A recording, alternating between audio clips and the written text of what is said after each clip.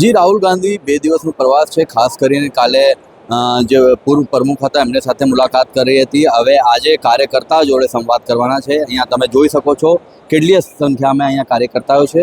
કાર્યકર્તા જોડે આપણે વાત કરવાનો પ્રયાસ કરીશું. જી શું નામ છે આપનું, શું કે બાબુજી ઠાકોર, એક્સ પ્રેસિડેન્ટ પાટણ.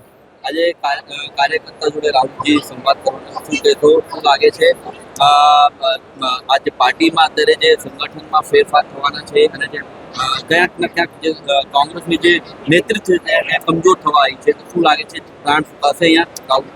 પહેલાં તો આપના માધ્યમથી હું કહેવા માગું છું કે કોંગ્રેસના કાર્યકરો ઘણા બધા છે.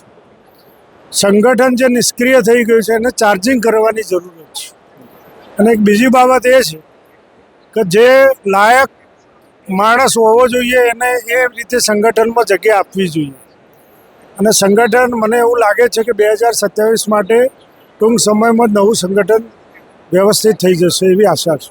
આપણે લાગે છે કે 2027માં કોંગ્રેસ ભાજપનો પડકાર આપી શકે છે?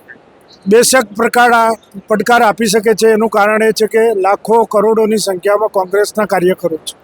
આપણે ફક્ત વાત એક જ છે કે જેને ચાર્જિંગ કરવાની જરૂરત છે. આપણે સાથે બીજા પણ કાર્યકર્તાઓ, શું કહેશો? નાગજીભાઈ દરબાર, પીસીસી ડેલિગેટ. આજે કાર્યકર્તા સંવાદ કરવાનો શું કહેશો?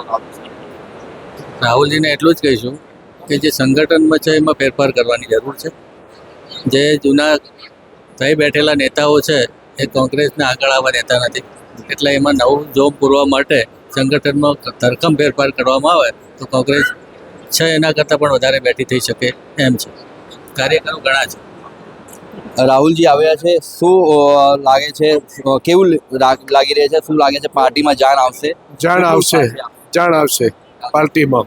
અને 2027માં કોંગ્રેસ 2027 કોંગ્રેસ જીતશે सारी सीटों साथे. देखिए राहुल जी आ रहे हैं तो बहुत खुशी हो रही है और अब शायद ऐसा लगता है कि कुछ दिशा और दशा दोनों बदलने वाली है. पर कहीं ना कहीं कांग्रेस का नेतृत्व यहाँ कमजोर है. पिछले 27 वर्षों से कांग्रेस अभी तक सत्ता में नहीं आ पाई. इस बार लग रहा है कि 2027 में सत्ता में आएगी कांग्रेस? बिल्कुल आएगी. लोगों में इतना उत्साह है और सत्ता में नहीं आ रहे तो वो ईवीएम का भी थोड़ा कमाल है. सारे लोग जानते हैं कि किस तरह से सत्ता में बैठे हुए लोगों को कैसे डरा रहे हैं, कैसे धमका रहे हैं.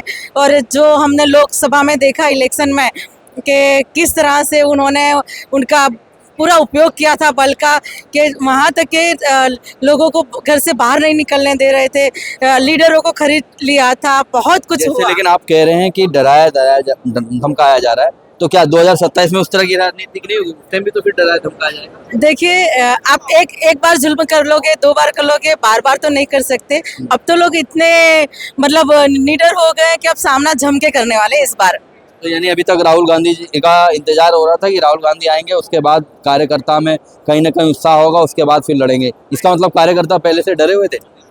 कार्यकर्ता डरे हुए नहीं थे. ये जो नीति है ना इनकी, उसने डरा के रखा था. आप ईडी की रेड पार दोगे, आप बुलडोजर चला दोगे, ये सारा माहौल पैदा करके रखा था ना. तो कब तक जुल्म, जब जुल्म करेगा सत्ता के हथियारों से, कब तक जुल्म करेगा?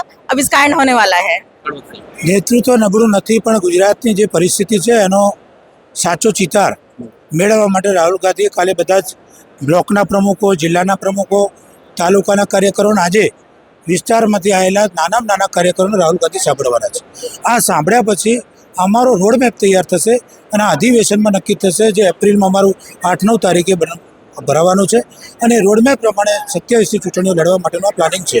લોકસભામાં જ્યારે ચેલેન્જ આપી છે રાહુલ ગાંધીએ કે ગુજરાતની પ્રજા 100% તમને ગુજરાતમાં આ વખતે હરાવશે, એ જે વાત કરી છે એના માટેની આ તૈયારી છે. કાલે પણ મીટિંગ થઈ છે, શું રાહુલ ગાંધી બધાના સાંભળી રહ્યા હતા, શું કહેશો? રાહુલ ગાંધીએ બધાનો સાંભળવામાં જ રસ દાખવ્યો છે.